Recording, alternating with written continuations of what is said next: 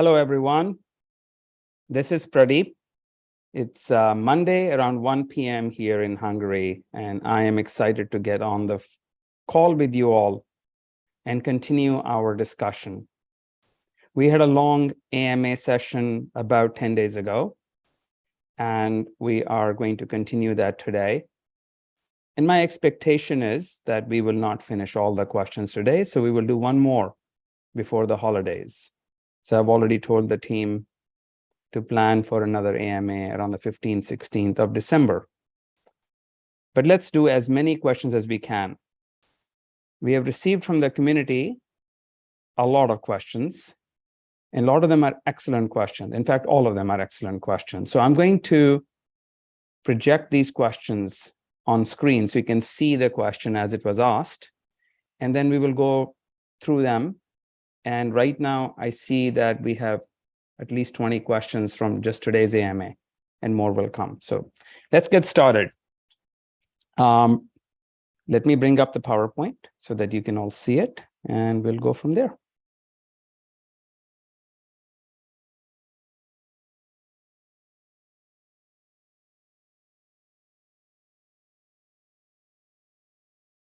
Okay, here we go.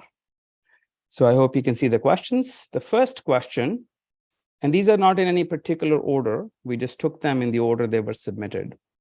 So the first question is, if a client with 10 million users comes on board, is the platform wallet in its current form capable and robust enough to handle such massive network and users and all transactions that will happen? And what several challenges do you think may arise in the platform in such case? So really good question. So each care network is isolated in the sense that all the nodes related to that care network can be configured in an environment that meets the network parameters. The Solve.Care platform architecture is multi-tier. At the highest level, if you think about it, at the top of this pyramid is the Care wallet, which of course runs on your phone. The Care wallet connects to the Care node. For every network that the wallet joins, it connects to the node of that network of that wallet. So there is a node per wallet per network. So if we have a 100 node network, meaning 100 participants in that network are allowed to join, let's say a small clinic, then you have a 100 node configuration. And if you have a million node network where you have a million participants and you have a million node configuration. So the network is bounded by the number of nodes that are allowed, that are expected, and that have joined. This is how DCAN was done. In case of diabetes care network many years ago, it was designed to run inside a specific boundary of patients and doctors. If you remember, 1,100 doctors and 350,000 patients was the expected full scale of DCAN for a single client. So that was designed to handle that volume of nodes. So really, end of the day, we need to make sure that the network sizing, or really nodes, number of nodes that the network expects, is configured properly. And you can change it on the fly. It's not a question.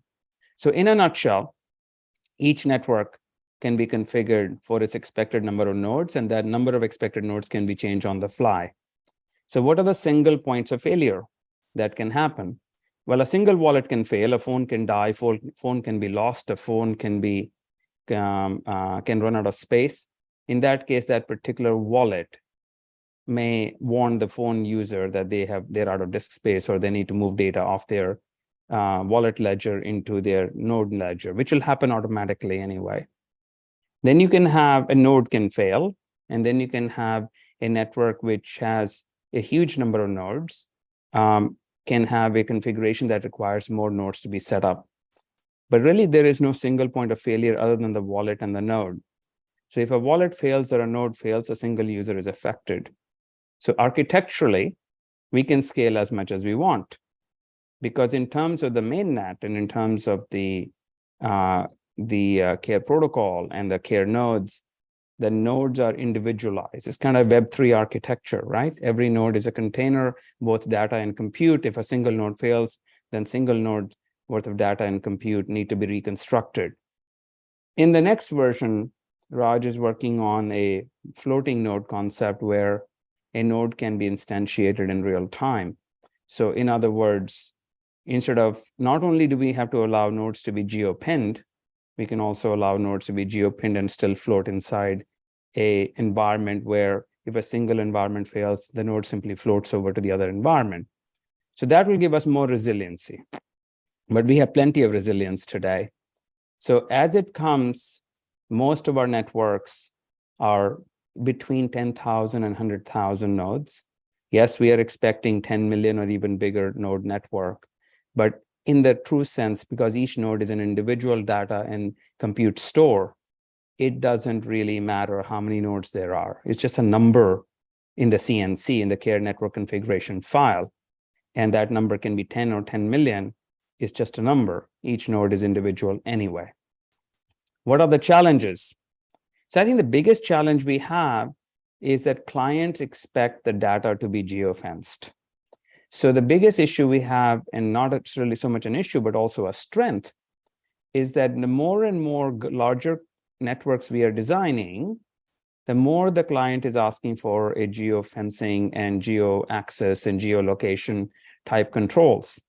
So let me give you a very specific example.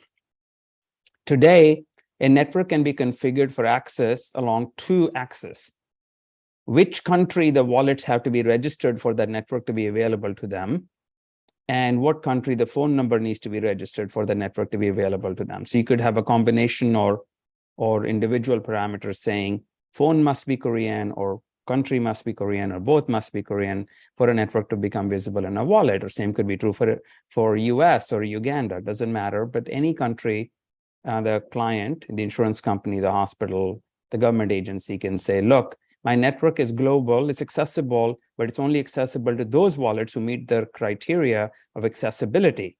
And the criteria of accessibility is the wallet must be registered in Pakistan and must be linked to a Pakistani phone number. Okay, that's done. We do that today. But now they're asking for, hey, I also want to check for location. And I don't want to make my wallet available, or my network available to wallets that are not physically located in Pakistan. Now, we are against capturing too much patient information. We don't want to intrude in people's lives. So geolocation is something that we don't always expect the phone to be available to activate. So then we have to work out the question of, okay, do we allow geolocation as a requirement? Meaning that if a network requires geolocation of the wallet and the geolocation is turned on, can you not join the network? Or if you have joined it, can you access it even if you are no longer publishing your geolocation data? So those are the kind of challenges that we have to think about, and we are thinking about. But there's a lot to do with compliance, at the same time maintaining your and my privacy and autonomy. So the biggest issue for us as we scale is legal and compliance. And that's why I have been very keen to bring in a general counsel who is really deep into these questions. These are ethical questions, these are moral questions, these are professional questions, and they're also regulatory questions. So I'm very pleased to say, unrelated to this question, that we have brought in and finalized our general counsel who will start early January, who will help us resolve these issues with the client. Technologically, we can do it. It's more, what does Solve.Care stand for? And Solve.Care stands for patient autonomy, patient rights, and patient control over data and identity. So we are mostly spending our time negotiating with networks who are asking for way more information from and about the patient than we think is appropriate. And in that case, sometimes we may even walk away from a client who is going to use a platform in a way that we believe harms the patient. So it's that question that I think is going to be the bigger question. Technology is not our problem. Having said that, when you talk about 10 million nodes, the single point of failure, if there is any, is going to be the network ledger. The network ledger, of course, is on a chain. And of course, we write first to the network ledger, then we write to the main event ledger, which is on the Ethereum. So as a result of that, the network ledger as a single point of failure needs to be looked at to make sure that we are able to handle all the event volume from 10 million wallets and really 10 million nodes, sending it to the ledger. Now, the good thing is this is a queued mechanism. So even if a node resolves an event, it can still send that event to the network ledger. And if it takes a few hundred milliseconds or even a second or two for that event to write to the ledger, no big deal. But eventually that is a single point of failure that we need to look at, because what if the network ledger has some kind of an issue? Now, of course, being a blockchain, we should be able to trace it backwards and see where the issue is, but better to prevent the issue. Long and short of it is, we have built the platform in a decentralized way, and we are closer to delivering on the Web3 promise than anybody else ever has come, because we have decentralized not just data, but also compute. As a result of that, the node concept is very scalable, but of course, we will see challenges as we scale up beyond 10 million or more users. Today, we don't know of a single point of failure, but as it occurs, we will find it. And I'm sure we'll find it way before we hit that scale. But end of the day, I believe we are uniquely positioned to deal with this sizing, or any size you can throw at us. My personal view is that as we march down the road of more and more care networks, and as we create a global network of networks, meaning different clients in different parts of the world have launched care networks that are all interoperable and available through the Care wallet, we will create the first true global healthcare network made up of a bunch of regional care networks. We will hit 1 billion users. We should, and we will. Now, whether that takes a year or 5, doesn't matter. We will hit 1 billion plus users. And at that point in time, we'll have a different scaling problem. I don't think our problem will arise at 10 million users. Our problem arises at a much higher level. And the biggest problem I see us hitting is regulatory. And the second biggest problem we will hit is when you are that scale and you have that many people using your platform, there'll be negative elements who will try to hack or break the system, or to get inside the system to steal anybody's data. Now, given that data is decentralized and every node contains wallet-specific data and every wallet controls the keys of their node, at best, they can hack a single node at a time. But even that, we will continue to strengthen. So the point of this is we are prepared for massive scaling. There'll always be work to be done, but we are ready, and 10 million users does not scare me. Let's go to the next one. So this question is, please, can you tell us a current state, ability, and model of the functionality of the wallet to redeem or convert Solve into different fiat currencies and vice versa? For the wallet and token to function very well, a very robust functionality of this must be in place. Yes, absolutely. And I think we are unique in the entire planet with the way we have done the Solve token. And if you have not seen this diagram, I will share with you a very robust Solve architecture that is unique and unequaled in the market, both in healthcare and outside of healthcare. If you give me a minute, I'm going to show you a diagram called Solve is Gas. So I'll be right back with this picture that I want you to take a look at, and we will then go from there. So give me a second.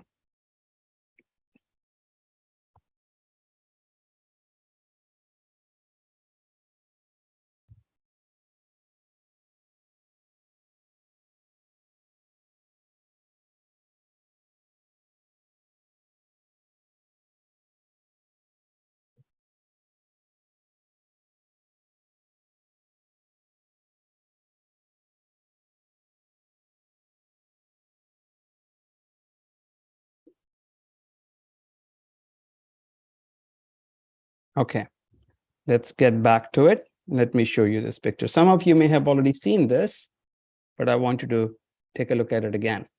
So it's not easy to do healthcare transactions. Healthcare is more complex than simple e-commerce. Health commerce is 10 times more complicated than e-commerce. And we built our platform and we designed the Solve to deal with health commerce, not with e-commerce. So what are we talking about here? So let's look at the right-hand side here. In the gas model, Care Wallet A sends a care card to B, and Care Wallet B responds with a care card to Wallet A, the fundamental atomic unit of wallets and cards. When these cards move from A to B or B to A, that event is triggers a gas fee, and that gas fee is collected from either the sender or paid for by the network wallet, depends upon the network configuration. We don't care. But let's say that the Care Network wallet, which is a network sponsor, let's say insurance company or Blue Cross or Kaiser or Mayo or AIA, it doesn't matter who the network sponsor of the network is. It could be insurance, government, hospital, health system, clinic, pharmacy network, provider network, individual practitioner, doesn't matter. When they sponsor a network, they decide who's paying the gas fee. So if A sends a card to B and the gas fee is to be withdrawn from wallet A, then that act of sending a card will result in a small tax solve to be withdrawn. 1 cent per transaction is the baseline. That solve goes into the Care Network wallet, which belongs to the network sponsor. Similarly, B sends a card to A and the B is supposed to pay for that gas, then that gas fee goes from B wallet to Care Network wallet automatically. If the network does not charge the wallets a gas fee, then the network wallet accrues a negative balance and the gas fee is in this ledger as a negative. Solve token reserve wallet withdraws from the Care Network wallet every day, the end of the day, all the accumulated transactions from all these wallets. Now, if the network wallet has collected gas from A and B, then this already has those tokens. And if it doesn't, then the job of the network sponsor is to replenish the Care Network wallet with Solve tokens enough to meet the daily drawdown by STR. Okay. Now, this is how gas works. This is one use of Solve. This is the gas model. Ethereum gas fee is similar to Solve, but Solve gas drives the wallet-to-wallet interaction. Then there is a second use of Solve here, which is called a payment. It's an A-B payment model, which is different. Dr. Wallet B sends a bill card to patient wallet A saying, hey, last week you came to visit me and you owe me 100 Solve. Patient wallet A responds to that bill card with a payment card with Solve tokens attached to it, and A is transferring wallets to B. In that case, a payment moves the tokens from A to B. And of course, this event triggered the gas fee, but that's not the topic we're talking about. We're talking about an A-B payment. The tokens that accrue in B wallet can then be redeemed against a Care Network wallet. We'll talk about that in a minute. So this is how payment works, A-B payment. B sends a request for payment, A sends a response to that payment. The third model of Solve is that A buys a service from the network, let's say Uber, or they buy a device from the Care Marketplace, or they are doing some kind of a third-party service consumption or product consumption, and that party doesn't have their own wallet on the system. They are selling the service through the Care Network wallet. So let's say in this case, we are selling a device, the Ring device that we are currently integrating. That device is ordered by the wallet A. Wallet A sends a payment for that device. That payment goes to the Care Network wallet, which is the same as here. The Care Network wallet is contractually obliged to pay the Ring manufacturer whatever their net cost is. And that fee is paid to the device manufacturer by the network wallet, either in Solve or in fiat, depending upon what their contractual arrangement is. But A always pays to the network wallet in Solve. So this is how the third-party fees work. And we call them fees because not just devices you're buying, you're also buying services. Uber Ride is a good example. This is how Uber is implemented. This is how Lyft is implemented. We are working right now with a potential digital diagnostic company that can scan your skin to see if you have any melanoma or any other or cancer, and that transaction will cost Solve tokens. So you'll be able to scan it in the wallet, capture your scan, and you'll be able to see if you have any part of your body where there's a risk of cancer, and that transaction goes in your wallet, but the fee goes into the Care Network wallet from where it's paid out to the digital therapeutic company. You can integrate anything, devices, services, AI, machine learning, remote diagnostics, everything. So in this model, third parties and third-party solutions worldwide can then integrate into, and they can choose which network they want to sell their service through. They want to sell it through DCAN, or they want to sell it through the Koreans Are Winners network, which we actually will publish various new therapies through Koreans Are Winners network. So the point is that these networks can evolve over time. They're meant to evolve, every care network, and third-party services and product provider can plug in and promote their products and services through any network they want, right? So and of course, they have to have an agreement with the network sponsor. This is the third model. Now, Now gets to the most complex part, the redemption model. So now B has collected tokens, and so has a Care Network wallet, right? Do you have tokens here? How do you redeem them? So what B does is B sends a redemption request to the Care Network wallet saying, I need my money. I have these tokens. There are two scenarios here. The redemption model has two very distinct redemption models. That's defined at the network level, not the wallet level. If the network says that the price that B can redeem their tokens is the fixed value at the point of payment by the patient, then it's called deposit value redemption. When A deposits, sends a solve from A to B here, whatever the market price of solve is locked in, and that's the price B is guaranteed to redeem at, in which case B takes no market fluctuation. In that scenario, the Care Network wallet will execute what is called a deposit value redemption. And the tokens that are sent by B to network wallet will be redeemed against the value of solve at the point of deposit or point of payment by A. Now, if that's not the case, and the tokens are redeemable at market value, which is the default, then when B sends the tokens to network wallet for redemption, the network wallet gives B the money equal to the market price at the point of redemption. There's no consideration of what was the price of token at the point of payment. So Solve token operates in two different modalities. One is what we call a stable coin, which becomes a stable payment coin when A sends tokens to B.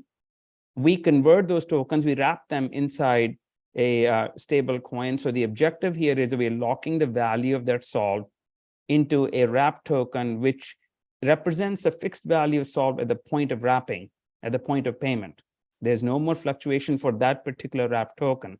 It's been, that price of token has been fixed. But if that wrapping was not done, then you just sell the token at the price it is in the market at that point in time. Now, the Care Network wallet can collect all these redemption requests, and it only redeems tokens on a fixed day. So it doesn't do real-time redemption. So the Care Network wallet can then work with a variety of OTC, over-the-counter, as well as other techniques to have the ability to redeem these tokens either at fixed value or at variable value. And those techniques are discussed with the client, and we help them set up the redemption the way they are most comfortable. Most clients are taking no risk. They're saying we'll just accept market value redemption. But there are clearly cases where some clients are saying, we understand that we have to accept deposit value transaction. In that case, we set up the whole mechanism of Care Network wallet redemption against the Solve token exchange, which then does all the wrapping. So that's the mechanism. The combination of the Solve token exchange, the Care Network wallet, and the configurable Care Network gives us the most flexible payment system we know of on the planet. And that's why we are very confident that Solve is set up in a way that nobody else has ever been able to achieve.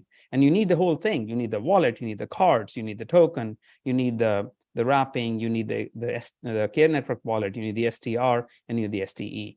That's the full flow for a Care Network that wants a redemption based on deposit value, or what we call stable payment coin. Only for the duration of the payment transaction, Solve is stabilized, and then it becomes free again when sold in the market. Okay, let's go back to the questions that we had. Okay, let's move to the next one. Oh, sorry, there's a bit more here. So who is transferring the fiat to the redemption? During redemption, who transfers fiat? Only two parties transfer fiat. Either the Care Network wallet, which is a client, transfers fiat to the redemption wallet, to the redeeming wallet. And of course, it goes into the bank account of the redeeming wallet, or STE does that. Those are the only two places where fiat actually goes out to the party who is redeeming Solve for fiat. But it all gets run through the same flow that I described earlier. But individual wallets don't do transfers, bank account transfers. All the fiat transactions happen in a location where there is a license to do so. Okay, next question. The marketplace is a very important part of the platform. So when will it and all its features be integrated in the new wallet? And when do we expect to start seeing care cards, journeys, networks, and more devices and services in the marketplace? So there are two different things here. First is Care Marketplace is very important and it needs a further investment. We launched it with very limited devices this year to see what works, what doesn't work. We are going to be adding some significant new device partnerships to the marketplace. And the idea of the Care Marketplace is a healthcare enabler. It gives you the tools and products and services you need to enrich your life from a health and wellness perspective. So more devices, digital therapies, things that you can buy and use, whether it's in physical sense or in the digital sense, is where Care Marketplace is designed today. Over time, we want to enhance it to allow for platform and network components also to be offered on the marketplace, which is care cards, care journeys, and protocols. You won't select networks in the marketplace, you will select protocols. You as a client, you would. So we'll talk about that in a minute. So I would change this to not networks, but protocols, okay? Because you're not going to buy a network per se, you're going to participate in a network, but you can buy a protocol to build your own network that others can participate in. And we actually have already some use cases for that, some demand for that. I'll explain in a minute. And certainly devices, and you can also add digital therapies here. So the marketplace is in a very early stage today. We plan to expand that. Now, the marketplace access from Care Wallet is what we are thinking about. Do we build a standard Care Marketplace care card, which is simply exposes the marketplace in your wallet, or do we make marketplace a care network itself? So in other words, Care Wallet talks to networks. So if we make the Care Marketplace a network, a standard care network, then every care wallet on the planet should theoretically join this care network and you're done. The downside of that is that you have to join the care network. So if wallet doesn't join the care network, then you obviously will not see the care network offerings, Care Marketplace offerings. So this is something that we are thinking through. We have just brought on some senior product management resources into the company, and we are doing the research on whether it makes sense to have Care Marketplace as a standard care card, which means that the moment you download the Care Wallet, the marketplace is already there. You basically auto-join, or do we create it as a joining network? And my leaning is towards you have to join the Care Marketplace network. And here is why I think it will work better. Not every device can be sold in every country. Not every country you can accept the same credit cards. And in some countries, even payment by Solve may be prohibited for certain type of services. And we may also want to restrict the marketplace in other ways, because if you're selling certain things that are considered a digital device, you will need to make sure that that device is FDA approved or equivalent approved in that country. So from a compliance perspective, it makes sense to show the marketplace by first checking where the wallet is registered. And so we know the residency of the wallet holder. And based on that, we can say, look, you can do this, but you can't do that. From a global compliance perspective, our biggest tool from a global compliance is to be able to analyze the wallet owner's residency without knowing their identity and marry that to the rules of the marketplace to say, okay, you can see this, you can buy this, you can pay this way, but you can't pay that way. So we'll have a very configurable marketplace if we make it a care network. It's much harder to do as a website, very, very hard. In fact, almost impossible, which is why there are very, very few good e-commerce websites that are truly global. Health commerce is different than e-commerce. We are building a health commerce platform. We have built a health commerce platform, and we don't want to fall into the trap of e-commerce. So therefore, most likely, we will launch Care Marketplace as a care network, which will then follow the rules of all of the care networks. The other advantage of doing that is then we can go and do all the Solve management that we do in the care network, A/B fees, A/B payments, A/B redemptions. All that stuff gets already built into the care network framework. So why rebuild it? Why rebuild it as a website? And it's really, really hard to do that. And it's not really good consumer experience. So the long and short of it is, I believe that Care Marketplace should be an on-protocol care network. It should be a care network similar to all other care networks, and it should be on protocol, and it should leverage all the capabilities of Care Wallet and Solve Token that are already in the wallet that can already be defined in the Care protocol and in the Care Wallet and in the Care node. And we will have the most robust Care Marketplace, most compliant Care Marketplace if we make it an on-protocol network. There are certain things that need to be done to make the on-protocol network of this magnitude work. Because Care Marketplace will also need to support traditional e-commerce behavior, we need to make sure that the protocol, the Care protocol, supports more of the e-commerce behavior, because we have already taken care of the health commerce, which is much more complicated, but e-commerce has its own unique expectations and requirements.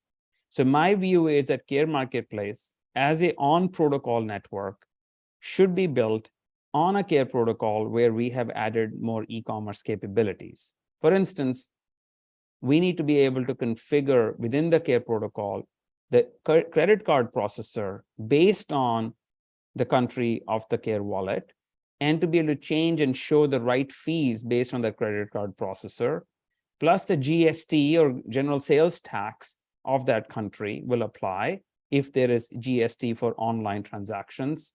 And all of that should be tied to the wallet country. So that configuration, that kind of e-commerce model is what needs to be built into the protocol. And the best way to do that is for the Care protocol to connect with an appropriate e-commerce engine that allows us to do all that computation. So there is some work to be done here.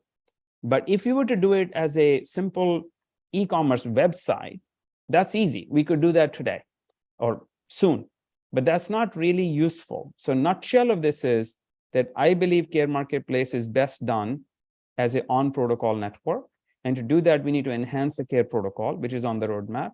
And following that, we should be able to launch a Care Marketplace that's compliant and very user-friendly, and is able to deal with both healthcare and health commerce and e-commerce requirements. So all of that is what currently needs to be baked into the protocol. And I have asked James and Raj to make sure that we build into the Care protocol roadmap the appropriate enhancements so that we can launch a Care Marketplace.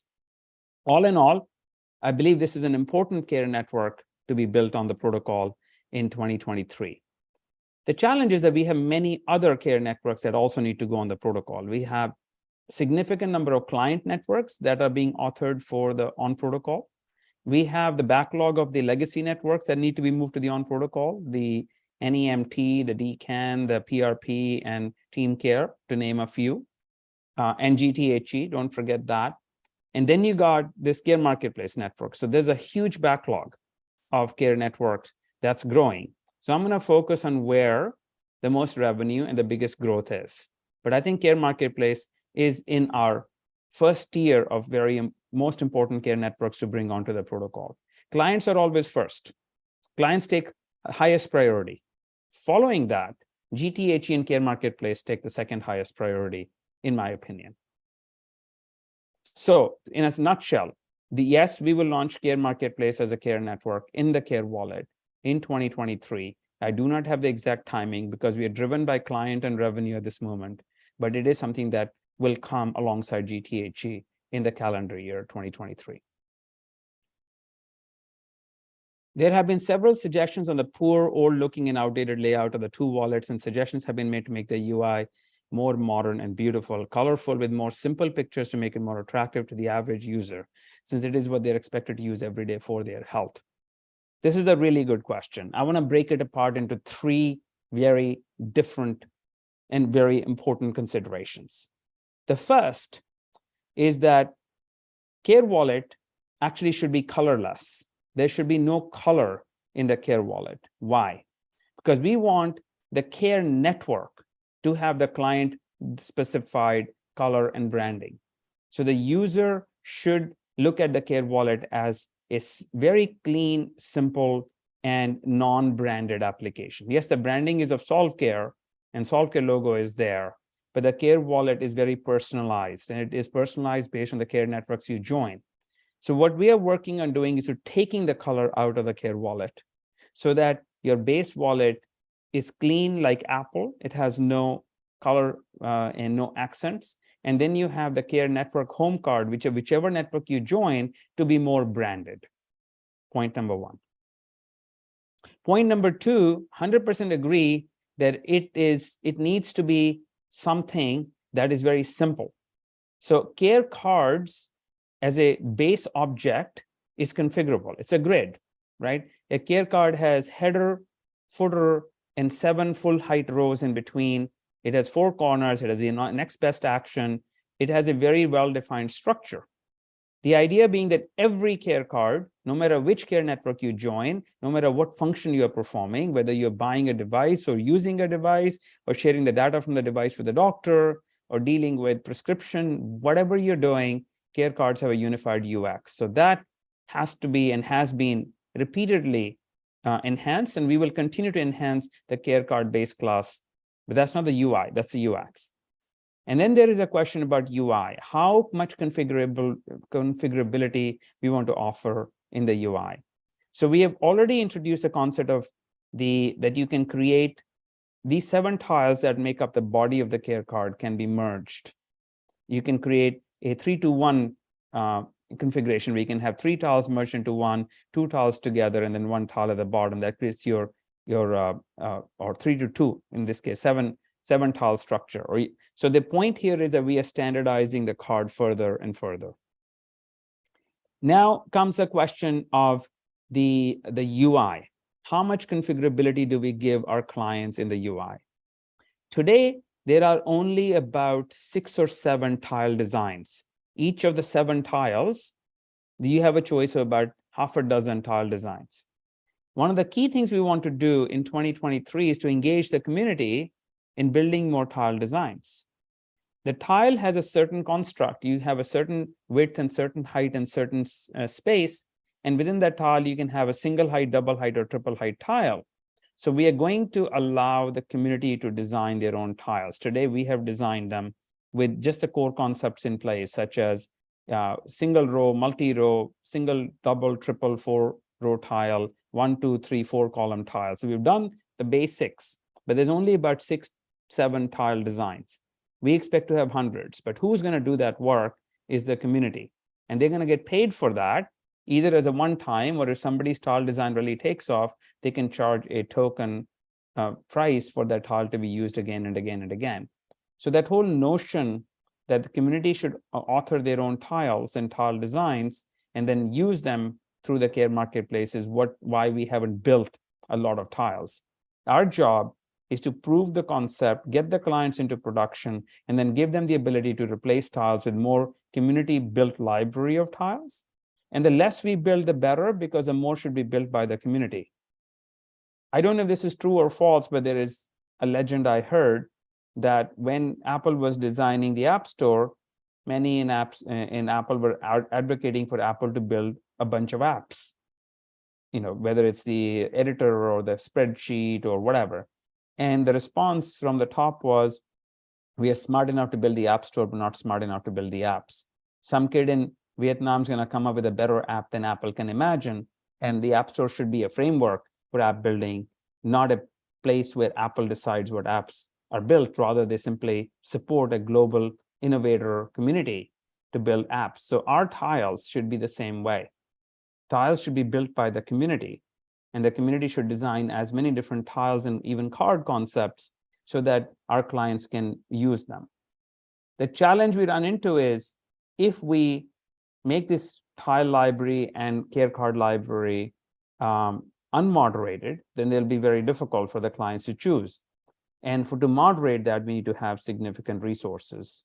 So we are thinking this through as to how do we enable you to build tiles, publish them, and to get properly paid. Why would you build tiles if your IP is not protected? So there are some questions here, but in a nutshell, to your question, here is the answer. Your suggestions have been taken into account. We are stripping out the color, simplifying the UI of the base care card. Coloring is going to be a network feature, not a wallet feature. And in terms of attractiveness, tiles will be made community will author tiles that are attractive and that the clients can use. And we want to enable innovation, not control it. So that's our model. But you will be pleased with the next release of Care Wallet, where a lot of your thoughts have already been incorporated. And I'm sure there'll be more, but end of the day, we want to enable third parties to design their own care tiles. Okay. All right. Let's continue with the next question.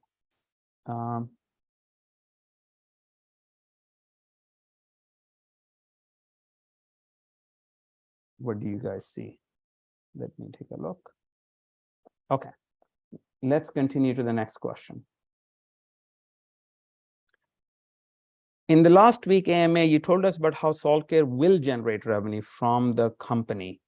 Please now let us know about the details in different ways and situations clients can generate revenue in the platform and be very profitable in the long run using the platform. For this is also as important as Solve.Care making money from the platform, so as to encourage, sustain, and maintain the clients coming into the platform. And will there be any platform revenue sharing model incentives that'll be in place for clients and consumers? This is a really, really, really good question. Thank you for asking all these excellent questions. So how do clients make money? There are many ways that clients get value from the platform. So let's take a look at it by giving specific examples, okay? Because clients have different models of what they consider value creation. Some of them are direct revenue, some of them are cost reduction, and some of them are value creation in terms of better healthcare. So every client has a different proposition, and that's why care networks vary so much in design. So let's take the first network, PRP, Provider Reward Program, that we built for Arizona Care Network. What was client's goal there? Client's goal there was to improve the timely delivery of the right care to high-risk patients so that those patients can have clear exhibited outcomes, so better results. And those results can be measured by looking at very key health metrics like number of people who died, number of people who ended up in the hospital, number of people who got their medical exams done on time, number of people whose A1C went down on a trend line basis, number of people who had at least one consultation with a nurse in 3 months period, number of people who did not develop a gangrene on their foot, and so on. Clear metrics. You have a population of patients. They want to measure that population of patients against last year's results and see if Care Network drives a value, what is called care outcomes, better. In that case, the client gets paid from the insurance company. Our client gets paid from government and insurance company for driving better health to these patients.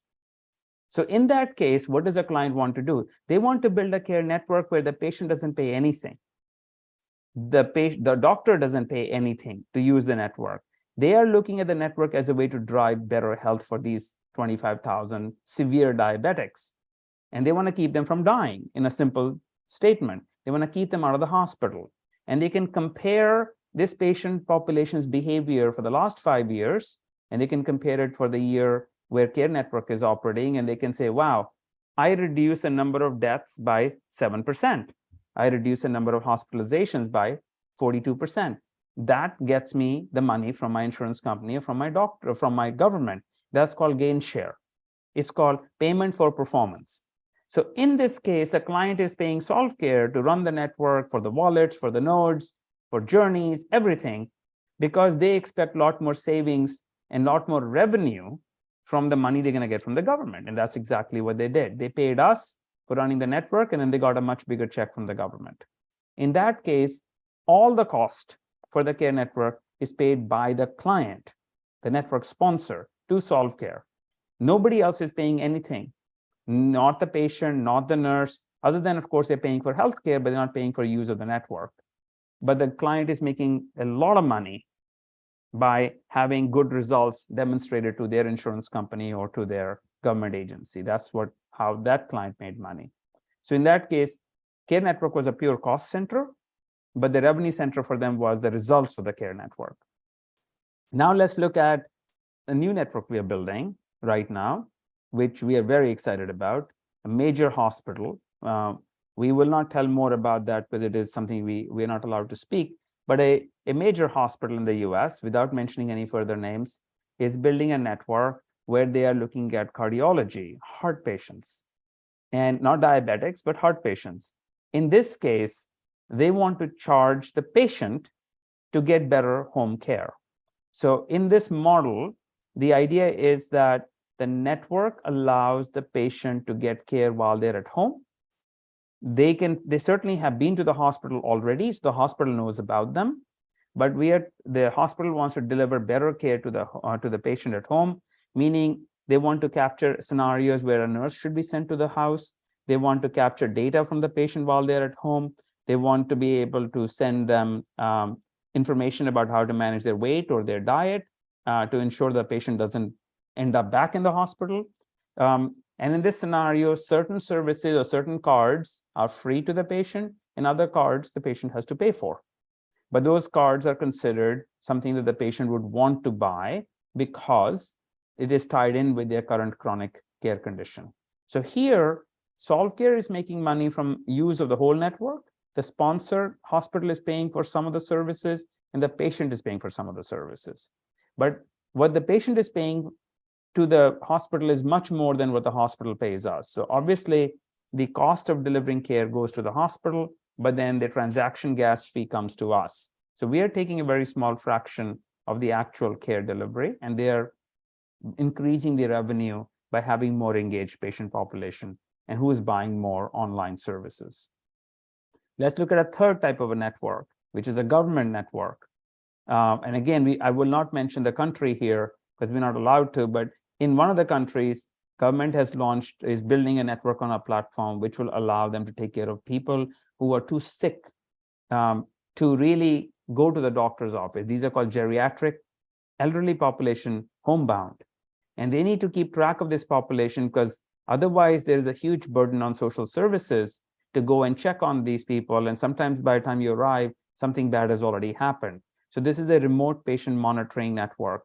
And the government is paying for it 100% because this population, they want to make sure that they don't end up with severe health conditions or even death. So that network is paid for from public funds, from taxpayers' money, because it's very clear if the government doesn't take care of these people, they'll end up in the hospital, in public hospital, where the cost will be even higher, right? A single day of a patient staying in the hospital will pay for 3 years worth of care network or more. So it's better off to have these people use a care wallet and take care of themselves with the support of a home care aide who can see them the moment there is a need, or also to keep track of their both health and wellness and life issues so they can intervene on a timely basis. And the payment of that is taxpayer money, but it's a very good investment for government in that it saves these people from having to spend a lot more on this population if they truly get sick. And of course, we want to avoid human injury and human death and human suffering. So it keeps the people happier, healthier at home, and much cheaper. Then you have transactional networks like GTHE, where the provider is paying us for every transaction or every revenue that they generate from the patient. Simple revenue sharing model, where every time a provider consults with the patient on the care platform, they end up saving significant, they see more revenue. And as a result of that revenue, they share that revenue with Solve.Care, but the value to the provider is they have more patients, more revenue. So those are different models, same platform, same wallet, same care network concept, but very, very different payment mechanisms. And I've only given you 2-3 examples. There are other examples where we have family jumping in together to provide care for the elderly parents who are living far away and pooling their funds to take support and to share the cost of this elderly parent or patient. There's a network that is being discussed right now where the device manufacturer who wants to make their devices available to a broad population would offer incentives, discounts and free shipping and incentives through either Koreans Are Winners network or through the care marketplace, which then generates revenue share for Solve.Care, but also generates significant new revenue for the device manufacturer. There is a scenario where emerging and proven digital therapeutics that are already approved by a Food and Drug Administration or equivalent authority in certain countries, but they are not being able to get that therapy in the hands of doctors and patients, that can be plugged in into the Care Wallet as a card that can be then put inside any care network and certainly open up access to diabetic patients and heart condition patients and GTHE patients to all have that therapy as an add-on in the country where it's authorized. So what does it really mean? It means that we can support direct paid, consumer paid model. We can support sponsored care model, managed care model. We can support insurance model. We can support government sponsored care model. We can support employer sponsored care model, and we can support family sponsored care model. And all of these models, the economics are going to be different depending upon who is paying for whom. But whether it's self-pay, insurance pay, employer pay, government pay, family pay, in all scenarios, there is a gas fee, there is the transaction capability, and then there is a revenue share for any third-party add-on services or products that we are allowing somebody to sell through our platform to the end consumer. So all three revenue models exist. In a nutshell, there are three ways we make money. One is through the gas fee. Second is through the node fee, which is the per wallet, per network participation fee. And the third is the revenue share on add-on services. That's the three ways we make money. All three ways, client can mark them up. Whatever we are charging them, the client can charge more in their network. So all three scenarios allow markup. They can charge for a node, they can charge for participation in the network, they can charge more for a transaction fee than they pay us, and they can certainly charge for product services and generate direct revenue for whatever product and service they're selling. All three scenarios, the client has the ability to monetize what they are delivering to the patient at a price point higher than what they pay us. So they always have the ability to generate direct or indirect value through our platform. Next question. What is a target date to decide on a go, no go to migrate into another network blockchain? So our options narrowed to a few you can share. So no, we have not made that decision. There is a proof of concept, two proof of concepts that we are working on. Both of them are incomplete right now. I'm waiting for the results of these POCs to see how the multi-chain environment works. The initial results are promising. We are trying this out by allowing the Care Labs environment to be migrated to another blockchain. So the idea being that what if we could run Care Labs and Care Labs related test networks to be stood up on other chain? And if that works fully, then we can migrate the production networks there too, giving the client a choice. When you launch a care network on our platform, you have a choice of chains on which your care network can run. But the best way to do that is to allow the care chain, the Care Labs to work on any chain that we think can support us. One chain that we thought could work did not work out well. There were too many limitations. It's purely a financial concept, and healthcare is way more complicated than simple financial concept. Another few chains, you cannot really decentralize data and compute both. So what we are asking for is not easy. Most blockchains out there either do financial transaction, or they are a pure ledger, or they are at best a data store, but we are looking for data and compute both. So in terms of care nodes running on a different care chain, that's the effort that's going on. I know that there's one very promising chain where we have done enough work and they have done enough work with us to feel that this could work. It's not complete yet. So what's my view on the target date? I think that in terms of supporting at least one more chain type, I'm hoping for more than one, but at least to support one more chain type, we should not only make a decision, but we should be able to test, verify, and launch the second chain in Q1. This is my expectation. Of course, new surprises can come. The vendor might say that, sorry, we can't deliver the modifications you have requested from us, or they may deliver on time.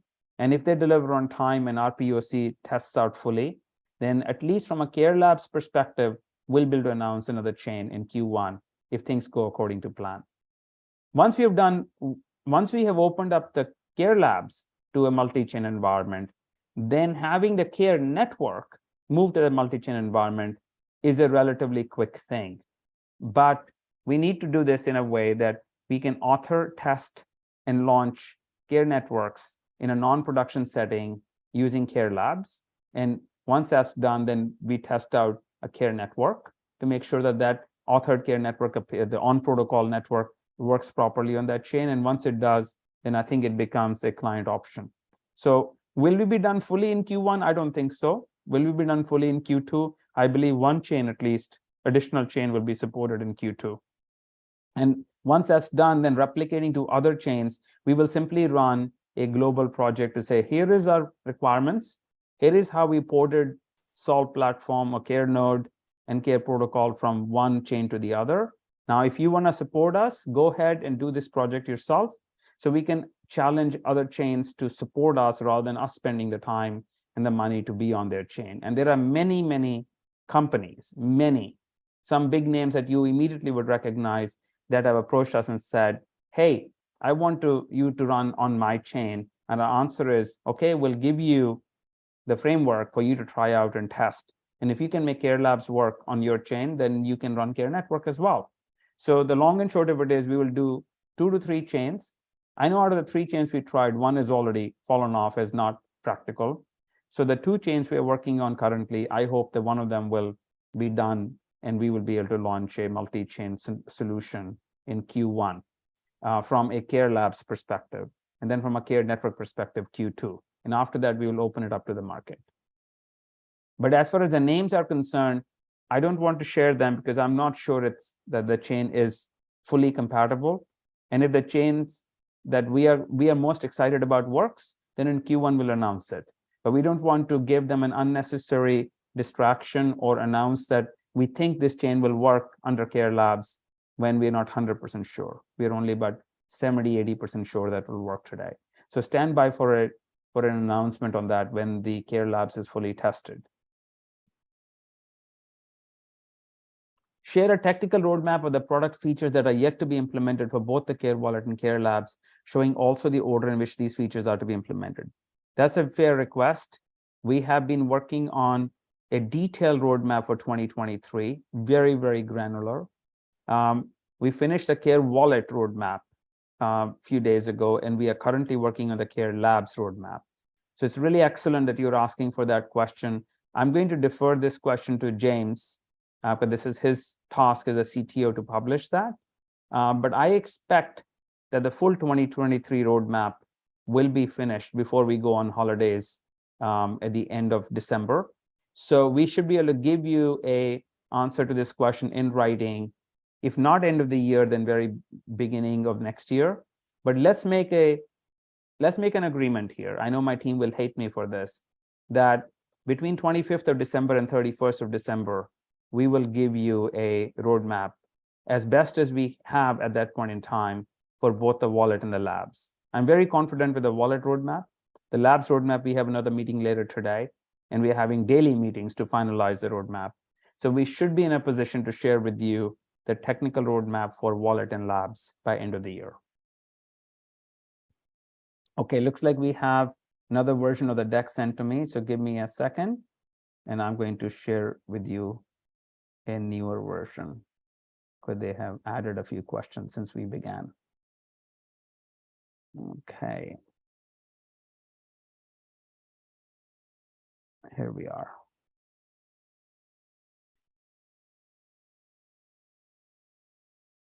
All right. So let's share this. The next one. Apart from the managerial recruitments of CRO, Chief Revenue Officer, and CFO, do you plan for any technical product or business staff recruitment next year? And what particular areas profiles are you looking at? Wow, that's a big question. So look, we have already announced that we have hired our general counsel, right? So that's done. The CRO is something that we intend to bring in. It's tied to our bigger picture of ensuring that the clients and our delivery team can completely isolate themselves from the product team. So in our 2023 roadmap, delivery function, which is the helping the clients author their own networks, authoring networks for the client, and growing the community that can author networks for the client, are three core objectives. We want to enable the clients to author their own networks. We want to enable the community that can author networks for the client and charge the client for doing so. So we create an army of care network authors, and we will support authoring as long as needed. But ultimately, our goal is for community members like Clinical Squared or other members of the global blockchain, the Government Blockchain Association, or those being trained by Inha University in Korea, or our new training partnership that we are looking to develop. All of these entities are designed to enable third parties to author care networks on the care labs. That's goal one. The goal two is to enable clients to, and we have some really exciting progress with even doctors learning to author care networks. Very exciting stuff, which is what we really want to see happen. So that is under the training and the continuous investment in training we are making, and the continuous investment in care labs we are making to make it doctor friendly. But we know that we're going to have to also author care networks ourselves, because that's going to be the case for really complex networks. And as we move our off protocol networks to on protocol, some of them will outsource to the community. Some of them will say, okay, one of you who has already gone through care labs training, please take DCAN and migrate it to on protocol. Here you go. Here is the budget. Here's the timeline. Here is the old protocol. Here the non-protocol version of the requirements. Here is the protocol version of the requirements. Go. So we expect that many of our off-protocol networks will move to on protocol with community participation. It's clear. GTH is another example where we are identifying parties who will take GTH and move it to the protocol. So we don't want to be in the business of authoring networks, but then we can only author 5-10 networks a year. We want to author hundreds. How do we do that? We enable community to do so, or the client to do so. That's CRO's job. Also, we need general counsel to do that. CFO is critical to bring back in, because as we look to raise capital in the market next year, as we look to dominate healthcare in a very, in a very robust growth environment, we clearly need to have a CFO who is health tech, has good understanding of blockchain, has good understanding of healthcare, has good understanding of SaaS software, software as a service, has good understanding of this concept of gas and blockchain-based revenue. So we need a CFO, and we have already committed to bringing this person on next year. But in terms of the rest of the question, technical, product, and business staff, there is a fairly significant pipeline of positions. I only focus on the executive team because that's my job, but the executives individually focus on hiring their own people. So as a good example, James has, as a CTO, significant number of openings in the delivery organization that I just mentioned.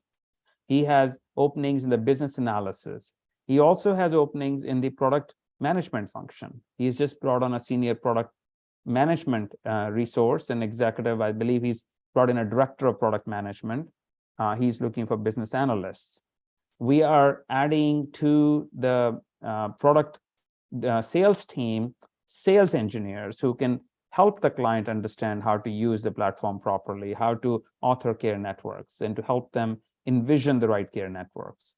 There is that, so you have business development team resources being added. You have delivery team resources being added. You have product management resources being added. You have human resource and financial people that will need to be added.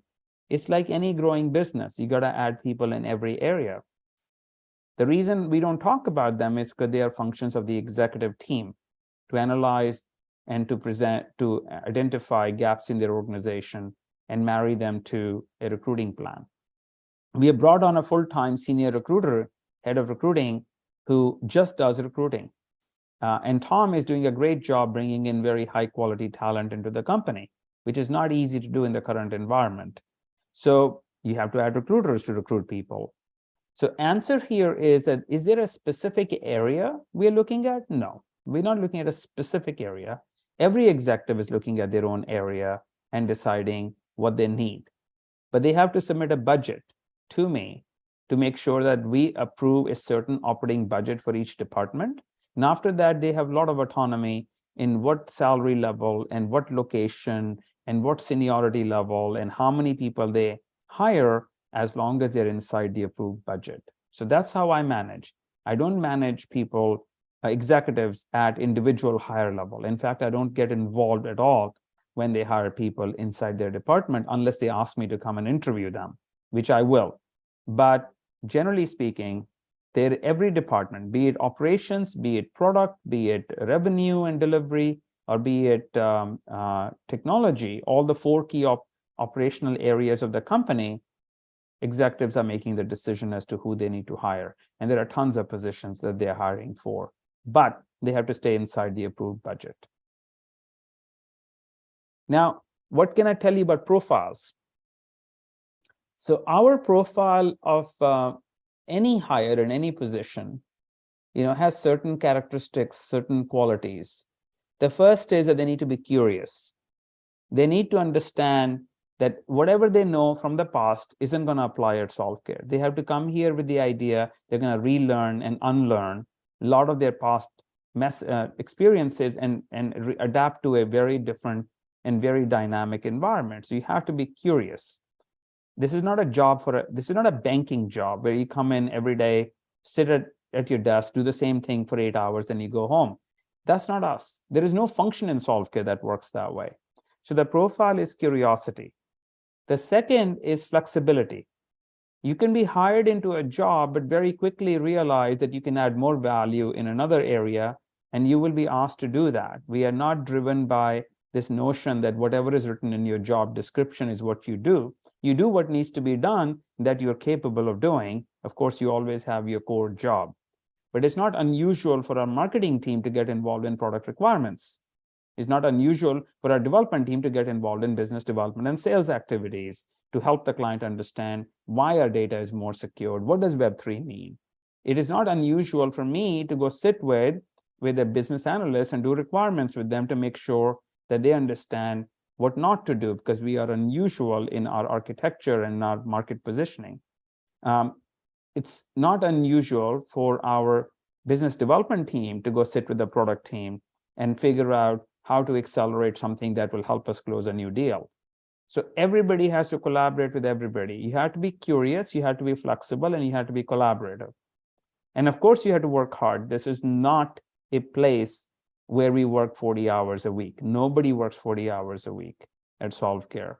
It's simply not because we expect you to work 80 hours a week. It's because much needs to be done, and everybody tries to pull their weight. And if you are looking for a banking job, then Solve.Care is not going to be the place. So we are a very tight-knit team that expects a lot from each other, and we expect everybody to be flexible. And it is not unusual for Victoria, my executive assistant, to jump in and help do requirements because she has an idea and I don't have the time to get to the meeting. So I'll tell her and she'll go sit with the product team and explain to them what the client told us and what we need to change. So everybody does what it takes to get the job done. And that's the profile we always look for. This is a great and interesting question. Are there other executives involved to the degree of Pradeep? Everybody's involved extremely deeply. I just happen to be the face you see the most. But whether it's our chief operating officer or our chief technology officer or our chief architect or our VP of engineering or our business development team or our marketing team or our finance team, everybody is involved. There is nobody at Solve.Care that I know of who is just saying, well, this is just a job that I will do because I have nothing else to do in my life. You don't survive that kind of a mindset at Solve.Care. Nobody works 40 hours. And I can tell you that I'm not the hardest working person in the team for sure, by a long shot. I can think of at least 3 other executives who put in more hours and are more deeply involved in day-to-day activity than I am. Now, when it comes to business development, when it comes to investor relations, when it comes to market and communication, it is my job to be very involved. But there are people who work even harder.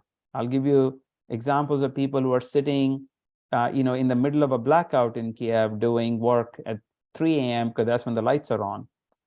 Everybody's involved. I do not know of anyone who is not pulling their weight. And the executives are extremely deeply involved. It's just that they are behind the scenes working hard on what they are supposed to work on. But by no means you should think that I'm the only one pulling this car forward. The engine isn't just me. There are multiple engines here that move the company forward. So have no fear, have no worries. This is a very engaged team from top to bottom.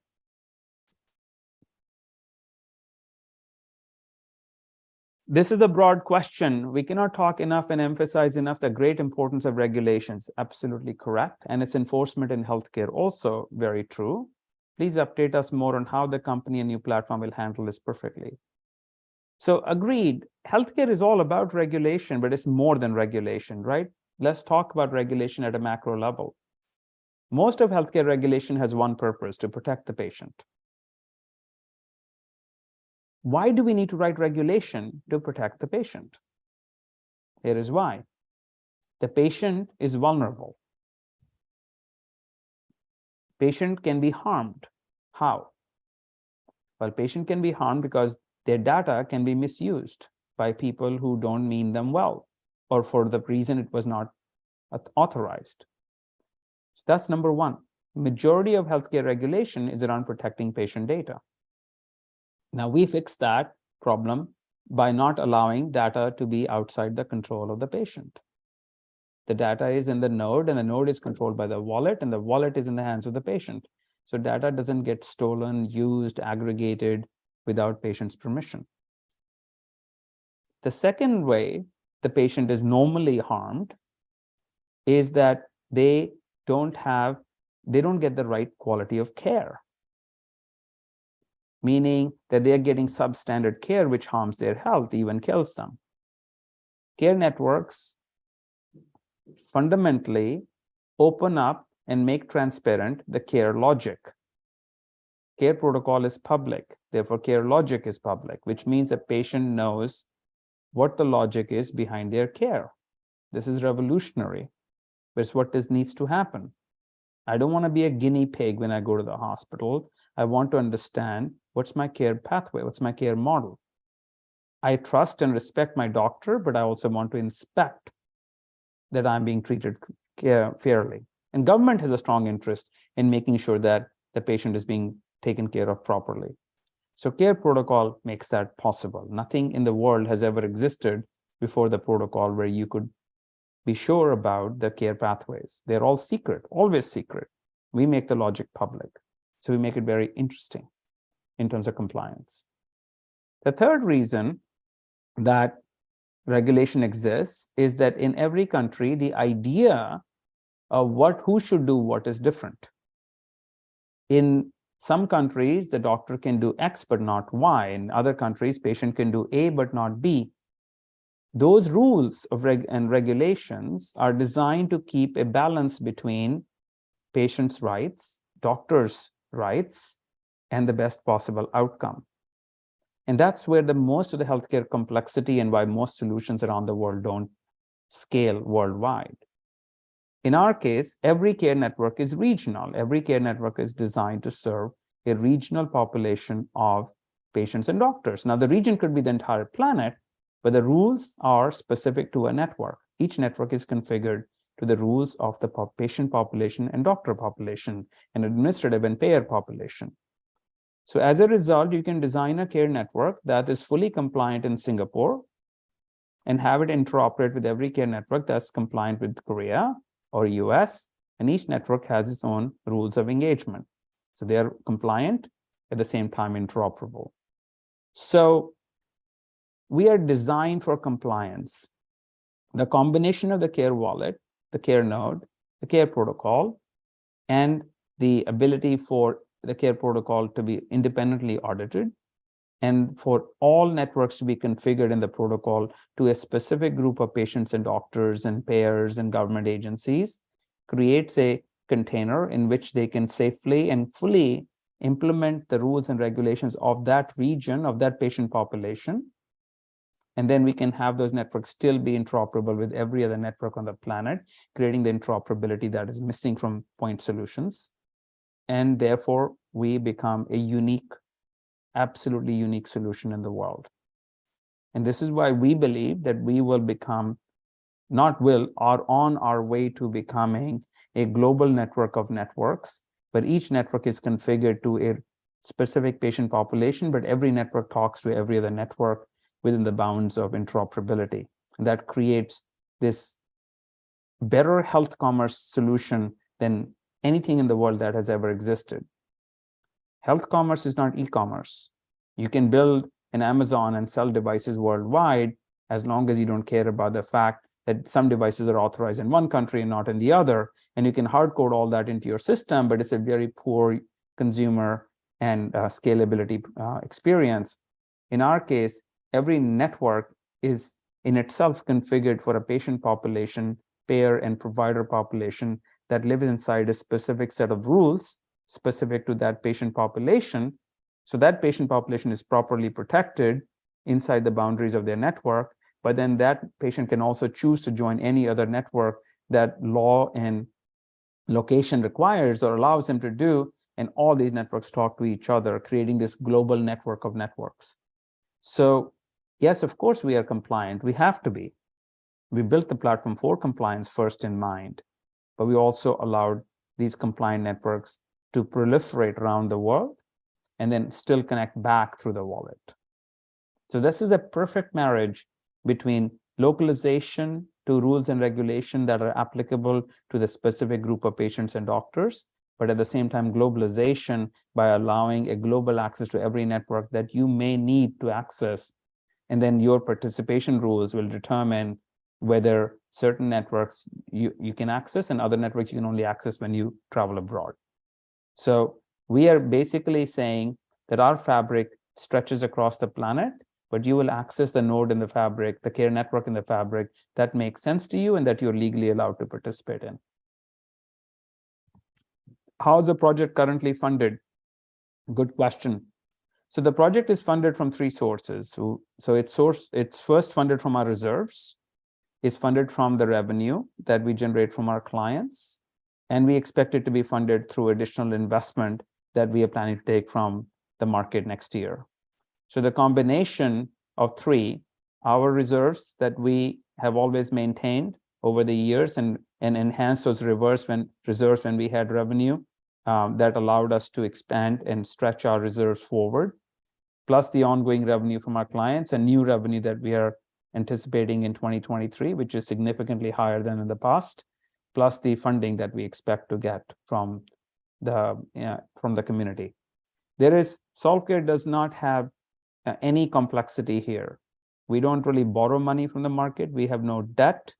We operate based on what we can afford to spend, and we operate based on what our reserves allow us to do. Now that the products are ready and released, give a general overview of the plans for marketing, business development. Very good question. So we are a B2B2C platform. Our client is a B2B client, right? So if you look at our client list, you got hospitals, you got pharmaceutical companies, you got large multi-practice clinics, a group of 50, 60, 70, 100 doctors working together. We got individual physicians who have maybe mom and pop shop of husband-wife team in handling 2,000-3,000 patients. We got pharmacy networks. We got a device marketplace, which is becoming a source of revenue for us, the care marketplace. So our clients are B2B primarily. They have something to sell to their consumer. They use our platform to make it happen. But what they're selling to their consumer, their client, B2B2C, the second B2C is our client selling to their consumer. Who is that? Hospital selling to their patients, insurance companies selling to their members, government agencies selling it to their citizens, pharmacy selling to their walk-in prescription or their patient list.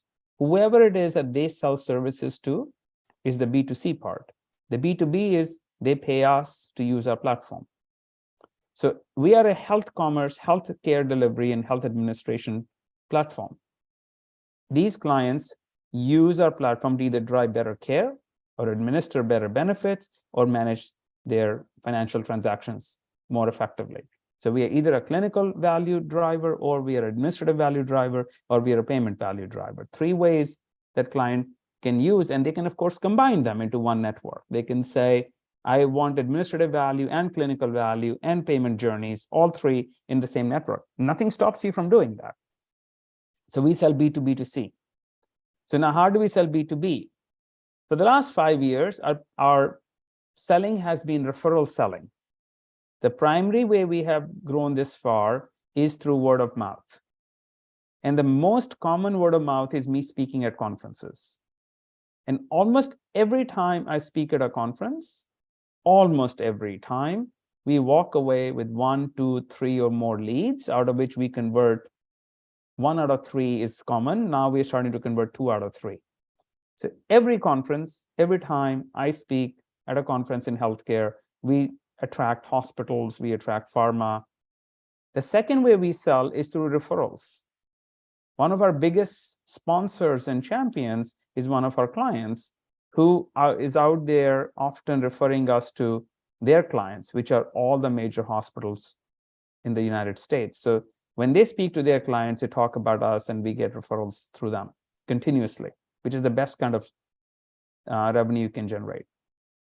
The third way that we sell is we don't do this much today, but if you look at how we will sell into 2023, it will change significantly. So referral-based marketing and organic and word-of-mouth marketing is how we have sold our clients so far. Why? Because we recognized around 2 years ago that if we get a huge list of clients coming at us and we don't have the care labs, we will get buried very quickly. It will take too long to build a care network, and we will be only able to build a few a year, and we will not scale a global network of networks. So the investment in care labs was critical. And the investment in care protocol was critical. And that is what we've been doing for the last 2 years, heavily investing in the protocol-enabled wallet, the protocol itself, and the protocol authoring in the labs. Now, as we are ready to go to market, what we need to do is we need to have a more direct marketing sales team, a direct sales team. But the approach we are taking is account-centric selling, not cold calling and not spamming people, but targeted account-based sales team.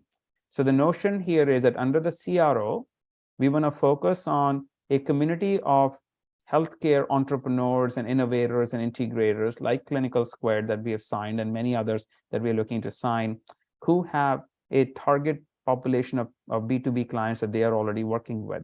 And our job is to enable them to bring our platform and our networks to them.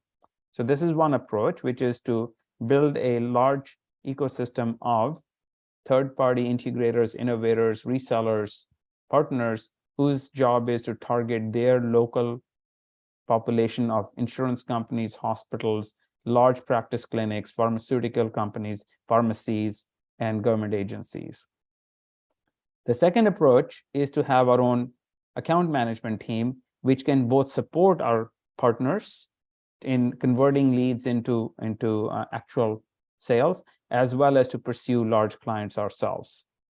And the third approach that we are looking at doing is to incentivize greater referral marketing from our clients. As a great example of that, we are very excited about a hospital that we are working with that is not yet publicly announced.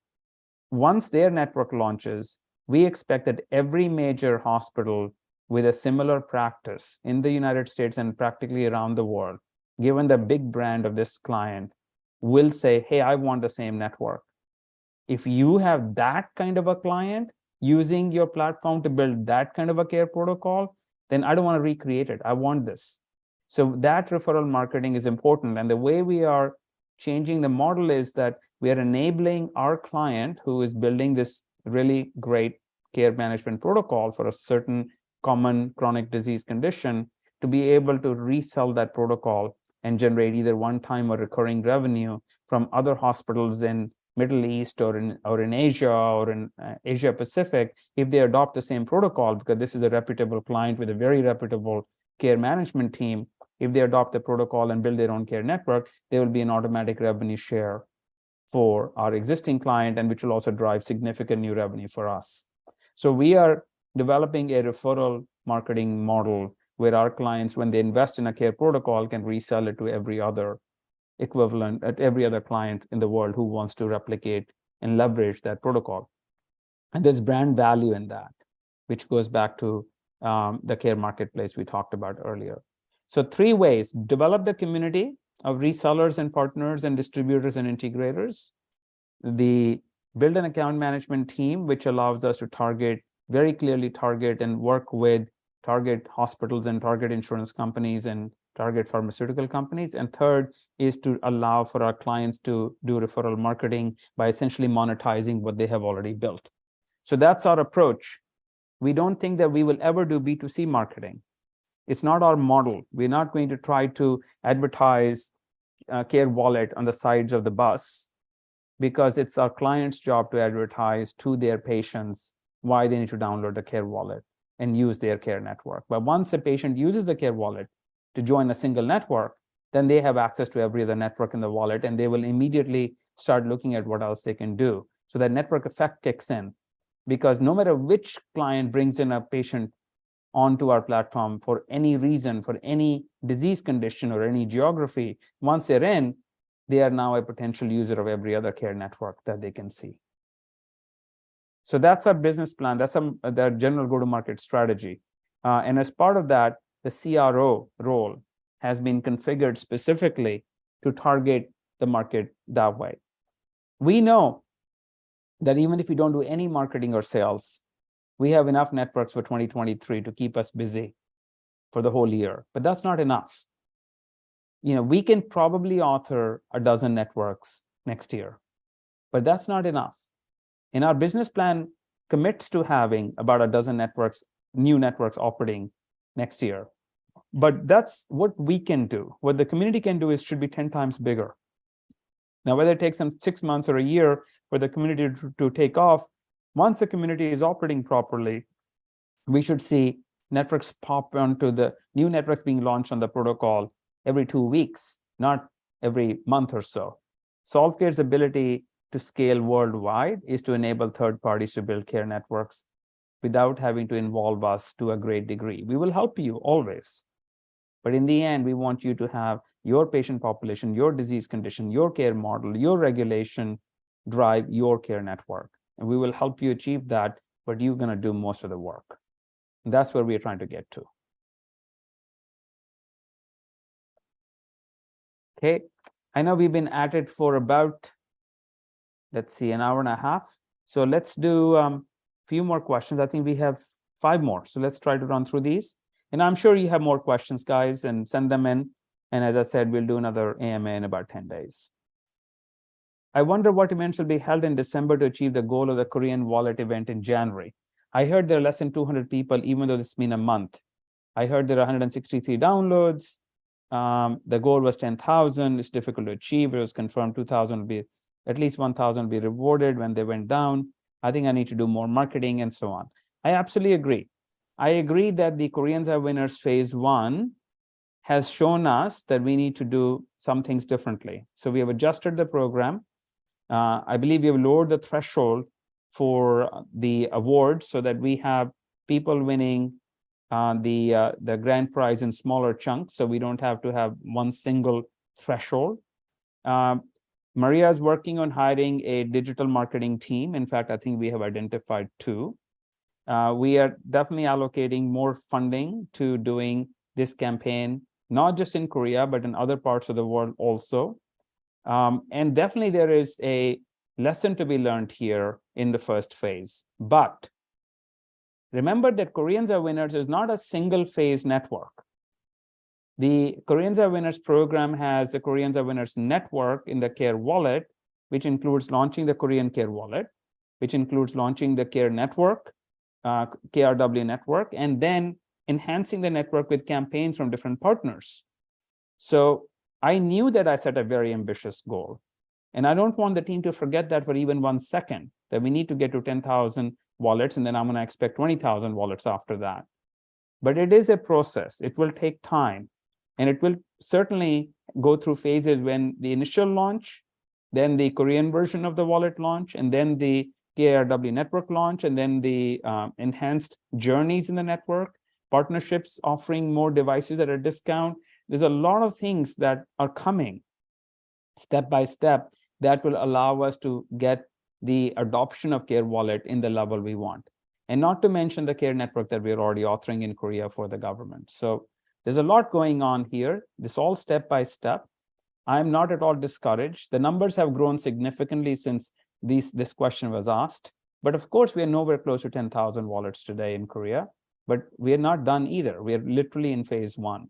So will we continue on this journey? Absolutely. Will we focus and adapt and learn and invest? Yes, because, guys, there is revenue at the end of this. There's significant revenue for us and for our clients for driving the wallet adoption before the next major network in Korea is launched. So it just makes business sense, and we will continue to do that.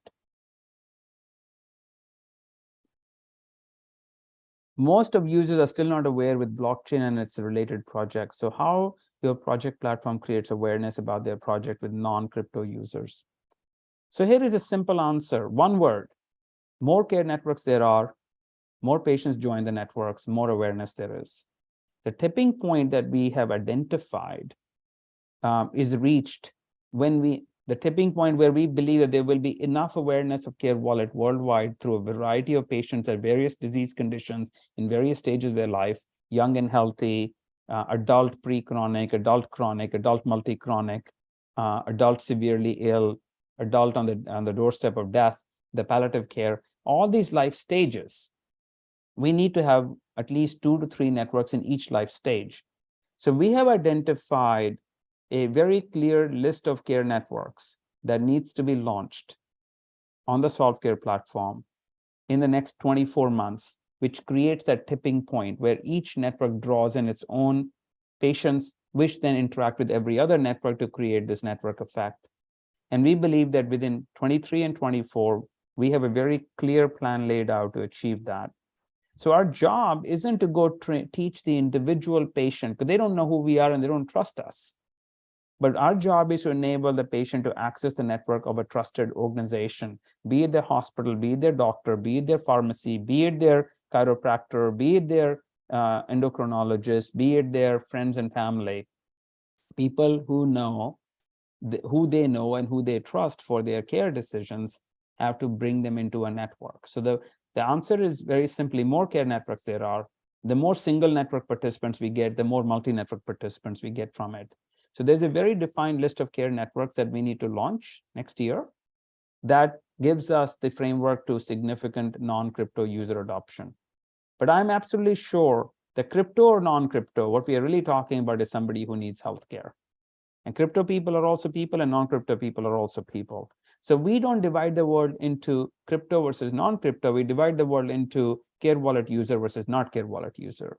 And the Care Wallet users come from both from having a network that somebody's recommending to them or requiring them to use, and having enough network of choice to stay with us for a long period of time. So that the singularity of a network brings a patient in, the plurality of network keeps them here. And that's our goal. So network of networks is what we are trying to achieve. And that's been our investment thesis, that now that everything else is in place, and we have already built enough networks to see that how it works and how it doesn't work, now it's time to massively scale the number of networks, creating this global network of networks in the Care Wallet. So this is our model. We are not a B2C sales organization. We're a B2B2C. The more B2B clients we have, the more B2C clients we have.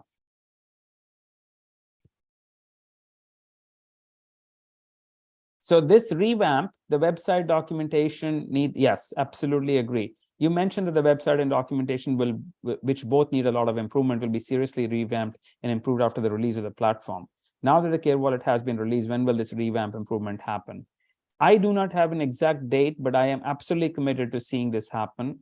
We are getting a lot of feedback from our clients that our website isn't up to snuff. It's old. It looks and feels like it's too technological, maybe too much oriented towards the how than the what. And it needs to be refreshed to make it more contemporary. So it is something that we have talked about this year. I told Maria I want it done when we have a little bit more space in our mind to think carefully about the right kind of website we want.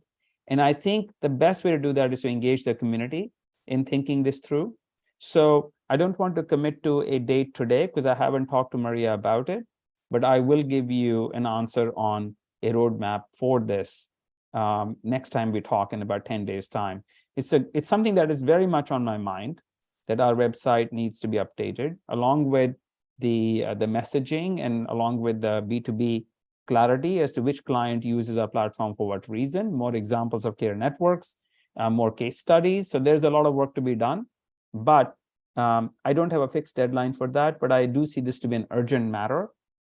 So let me get back to you on this question in the next AMA as to when Maria thinks she can actually make this happen.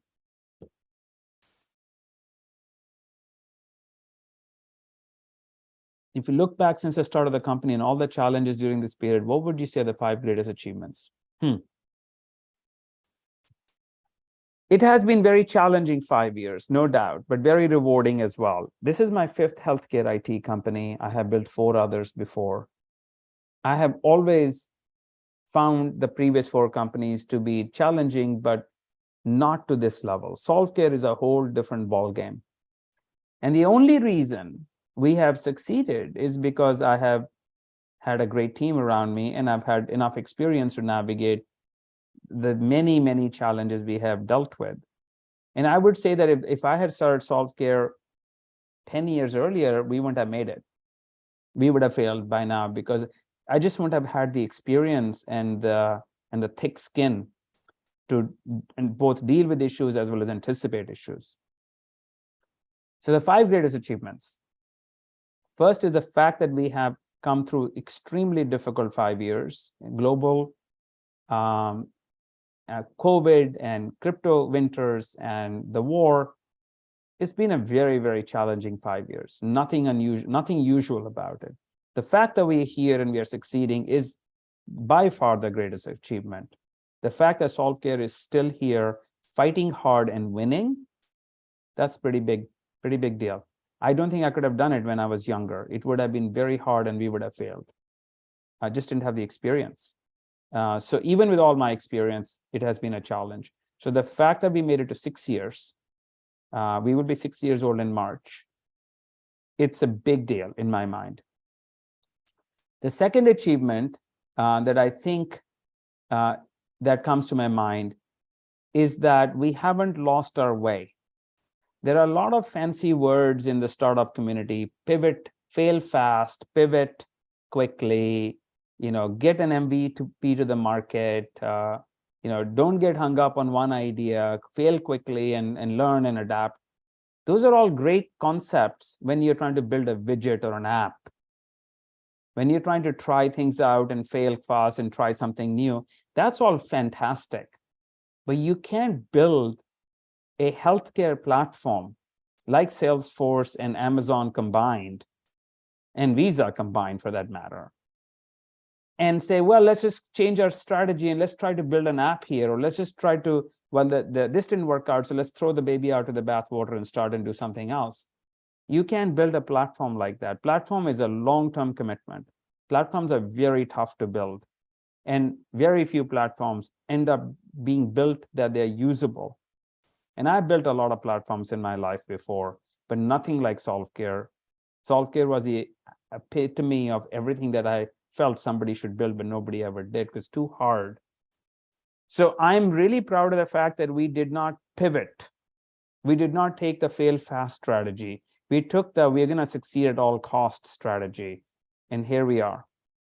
And there have been more than a few times people have advised me, well, why don't you do something simpler and get something to market and you will succeed? And yes, you're right. We could have done a lot of things just for the purpose of getting something built and launched in the market, but it would have no long-term value. It'd be a point solution like millions of other point solutions. All of them will die over time because we don't want to add to the chaos of healthcare by offering another narrow lane, another point solution that doesn't talk to anything else, that does the same thing that everybody else does, which is collect everything in a pool of data, analyze it, offer you some user interface through which you can take care of some disease condition for a period of time, and then you're done and you never use a solution again. None of those things made any sense to me. That's why we are in a chaos of healthcare today, worldwide. So if you're going to fix the global problem, you got to have the intestinal fortitude to do the long haul. So the fact that 6 years later, we haven't lost our way is really good. And I'll give you an example. The other day, James showed me a document that we wrote 5.5 years ago, where we were talking about what the platform must do. And we also said this will take a while. And he said to me, it's interesting, not much has changed. I'm like, James, nothing should have changed. We learned a lot on how to do it, but the what never changed. The what in healthcare has been the same problem for 30 years. I've witnessed it personally for 30 years, probably going on for 60. So nothing will change till we change it. And the way we're going to change it is to build the platform. So nothing should have changed in our strategy. So I'm very proud of that we did not get distracted. We did not lose our way. We did not get frightened. We did not get tired. It's been exhausting, but we're not tired. We're going to keep going. So that's the second achievement. The third achievement that comes to my mind is the way we protected our team during some really tough times. This year was very hard. A lot of our people suffered greatly, but they are still here. We hardly lost anyone because we took care of them and they took care of us. So the long and short of it is that the company is coming together more and more with a mission-oriented approach, with a team that really fights together. Sure, there'll be some turnover. That's inevitable. And we had periods of great turnover at certain points in our company. And some people have complained that our turnover is too high. But you know what? When you're building something this difficult, it's going to take a while to find the right people. And I think we have assembled that team where we are largely comprised of not just technical skill, not just the ability to do the job, but the right reason to be here. So I think that's a big achievement. The fourth achievement is we haven't taken on any debt. That's a really big deal. Companies that are doing this hard a job and that is working with as limited a funds as we have worked with would have easily been induced to take debt or to sell equity prematurely. We avoided all that. We have avoided all the temptations that are easy, but they ultimately you pay a big price down the road. We have avoided indebting ourselves to others where somebody can make a decision to change the course of Solve.Care in a way that everything falls apart or we end up being out of the market. We haven't signed up with any such obligation. The company has nobody external dictating to us the timeline or to get off the track. So I think our independence and our autonomy is a big achievement. The community is a big achievement. We believe that you all truly are interested in changing healthcare for the better, that you care about the fundamental change that the world needs, and that you've stayed with us not because we have delivered on every promise. Sometimes we are also human and we drop the ball and we have to come back and pick up the pieces. But end of the day, the community has been greatly supportive. And that community, I think, is one of the reasons I get up even in the toughest days and go, a lot of people in the world are counting on us to succeed. We cannot fail. Let's keep going. So you give me greater strength than you might probably realize. I think the next achievement that I would say is the platform itself. It's a really powerful technology that despite many, many more complex systems or very complex systems that I have been part of building, because healthcare is complex, I think Solve.Care is a different level of a platform.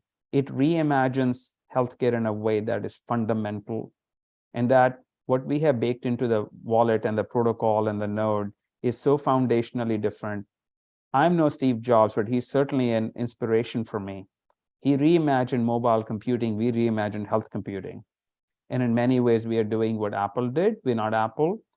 They are a whole different ball game, but we are inspired by them. We are inspired by others too. The Salesforce.com and the way Mark Benioff led that company and leads that company, I think is inspirational. So these guys have shown the way, except nobody's has had the courage to do that kind of a transformation for healthcare. We're doing it. We're not just words. We're not just empty PowerPoint slides. We are doing it for very, very hard work for 5+ years. So the platform is an enormous achievement. That cannot be understated.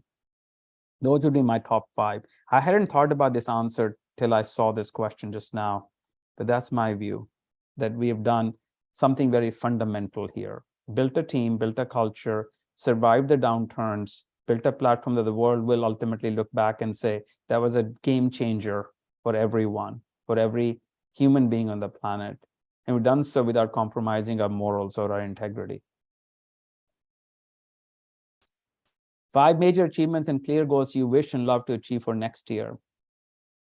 Actually, I have published my 5 priorities, so I will share them with you. So every year we do planning, and I set for the company P1s, we call them P1s is a priority model, P2 is a planning framework, P3 is a progress reporting framework, P4 is our peer review and communication framework, and P5 is the problem solving framework. So we have basically what we call the P5 management structure. Starts with P1 always, which is priorities. You always need to know where you're going and why. So my 5 priorities for next year are: first, to bring in a reputable top tier venture capital to become a true partner in capitalization. Not just because of money, but because we need the credibility when we go to bigger and bigger clients and they ask the question, who's behind you? So that's one. And I'm certainly focused on Andreessen Horowitz. No, obviously they haven't signed up to invest in us, but that's the kind of VC I'm looking for. One who has a transformational view of the world. The second priority that we have is to bring the platform to the market in a way that third parties can author networks fully. Right now, that ratio is maybe 70, 80%. They still need us for 20%. I want to disengage Solve.Care from delivering the product, the network in the market. I want 100% self-authorability. This is an absolute key goal, P2, P1.1 and P1.2. The third priority is to build out the management team. Now, let me explain that more clearly. I'm definitely the vision behind the company, no doubt. I'm not apologetic for that. This is my vision. This company is very much trying to achieve a very bold vision that I laid out 6 years ago. But I don't want to be the only vehicle of execution.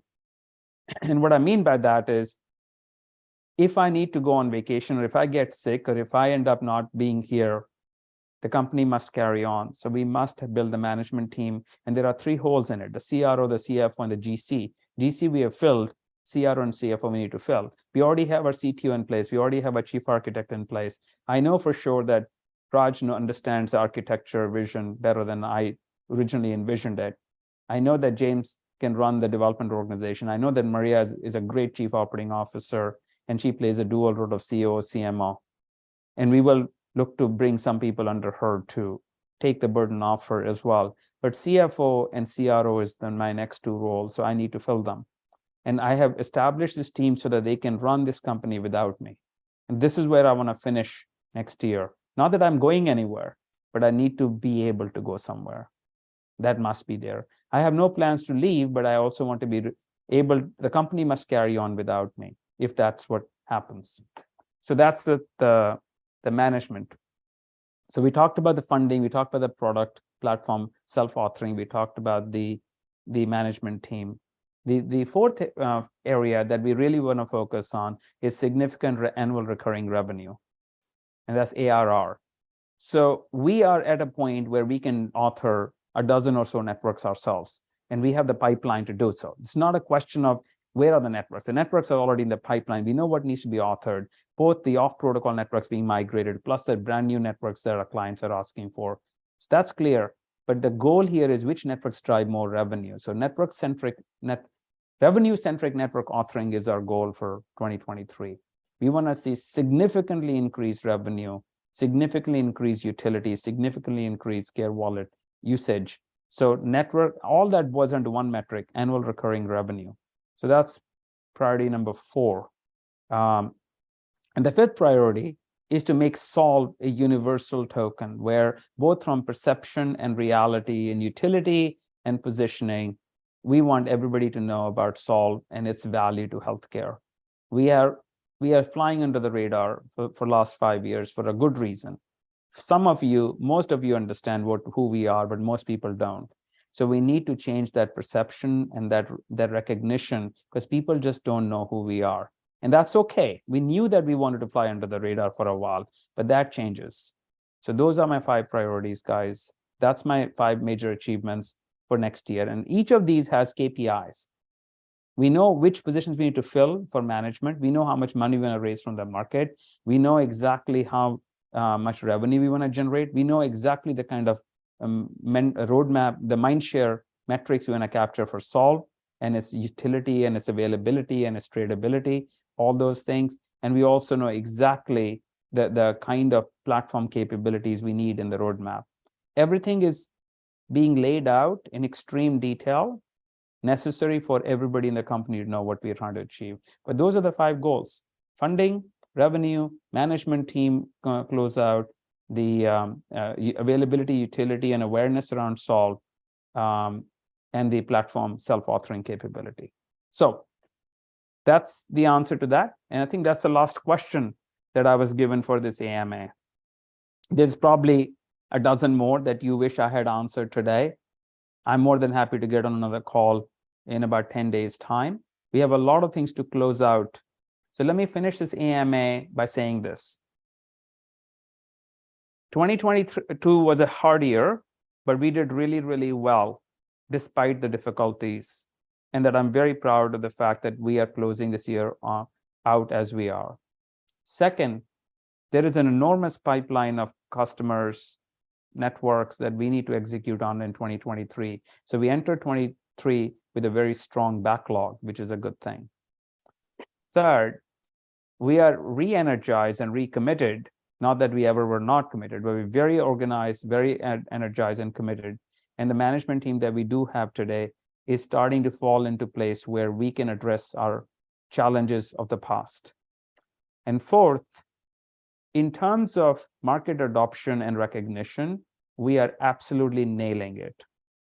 Meaning, when we talk to the clients, they fall in love. It takes us 2 or 3 meetings, and then they are very much ready to proceed. It is not hard for us to win business. We just need to make sure that we can scale the number of customers we are talking to. But it's not difficult to win business when a client talks to us. It's just that we have to make sure that we have the ability to talk to a lot more clients, and that's what we're going to focus on. So we end the year on a strong note, in a great place. You could always do better. I wish we could have done more in 2022, but what we have done, I'm very proud of. I'll talk to you again in about 10 days' time and address the remaining questions you have. And I'm sure you're going to have questions from today's AMA.